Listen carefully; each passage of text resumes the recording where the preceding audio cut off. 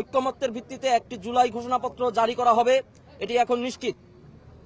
পরবর্তী ধাপে আমরা আলোচনা করব এই জুলাই ঘোষণাপত্রে কি কি থাকতে পারে এবং কি ধরনের বক্তব্য থাকলে সেটি জুলাইয়ে রাজপথে নেমে আসা ছাত্র জনতার আকাঙ্ক্ষাকে যথাযথভাবে প্রতিফলিত করবে। এই ব্যাপারে আমাদের আলাপ আলোচনা জারি থাকবে।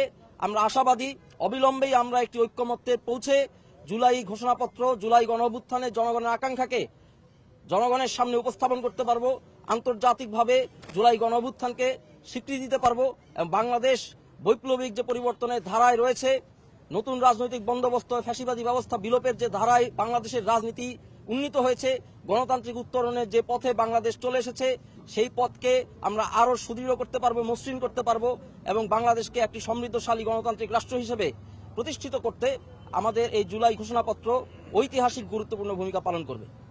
ধন্যবাদ। আপনার নাম পরিচয় ভাই? আরিফ সোহেল, সদস্য সচিব বৈষম্যবিরোধী ছাত্র আন্দোলন।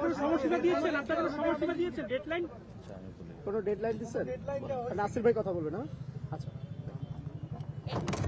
আরিফ সোহেল,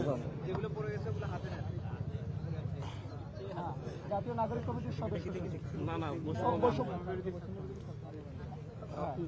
প্রিয় সাংবাদিকবৃন্দ এবং দেশবাসী, আজকে আমরা সকল বাংলাদেশের অধিকাংশ দলগুলো আমরা এসেছে, কথা বলেছি এবং আমরা সকলে একসাথে একটি ঐক্যমতে পৌঁছেছি যে বাংলাদেশে আমরা একটি ঘোষণাপত্র হবে এবং আমাদের মাননীয় প্রধান উপদেষ্টা যিনি আছেন উনিও সম্মত হয়েছেন এবং অন্যান্য উপদেষ্টা যারা ছিলেন তারাও আজকে ছিলেন এবং তারা বলছে অতি দ্রুত সময়ের মধ্যেই কিছু পর্যালোচনা সহ এটা দ্রুতই পাবলিশড হবে এবং এর মধ্যে কিছু দৃষ্টিভঙ্গিগত এবং শাব্দিক কিছু চয়নে সকলের মধ্যে কিছু আলোচনার আরো প্রয়োজন এবং সেটার জন্য সবাই একটু সময় চেয়েছেন রাজনৈতিক দলগুলো মাননীয় উপদেষ্টার কাছে।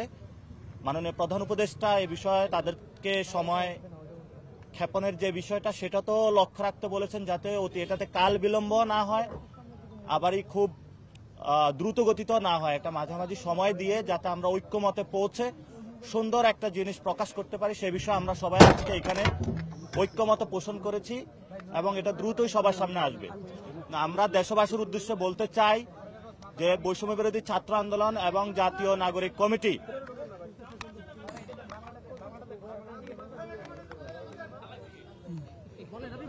বৈষম্য বিরোধী ছাত্র আন্দোলন এবং জাতীয় নাগরিক কমিটি আমরা সেই 31 তারিখের আগ থেকে ধৈর্য ধারণ করে যাচ্ছি এবং এখনো ধৈর্য ধারণ করছি।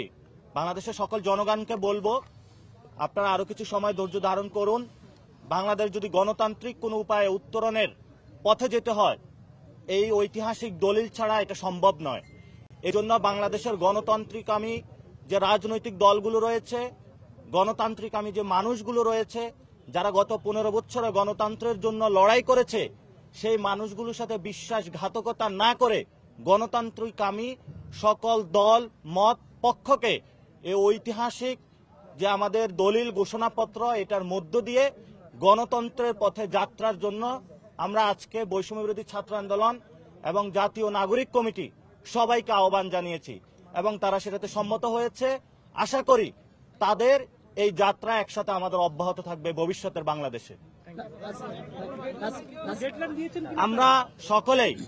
আমরা সকলে একটা পারস্পরিক সম্পর্কের ভিত্তিতে রয়েছি। অনেকে ডেডলাইনের কথা এসেছে, স্পেসিফিক কোনো ডেডলাইন হয় নাই, তবে এটাতে সবাই সম্মত হয়েছে অনেক বেশি দেরিও নয় আবারই খুব তাড়াতাড়িও নয়, খুব দ্রুত সময়ের মধ্যেই সবার পর্যবেক্ষণ নিয়ে এটা প্রকাশ করা হবে। আপনাদের অংশগ্রহণটা কি ছিল এই যে ঘোষণাপত্রে? আপনাদের অংশগ্রহণটা কি ছিল ঘোষণাপত্র যেটা খসড়া তৈরি হয়েছে সেখানে? কি আমাদের অংশগ্রহণ?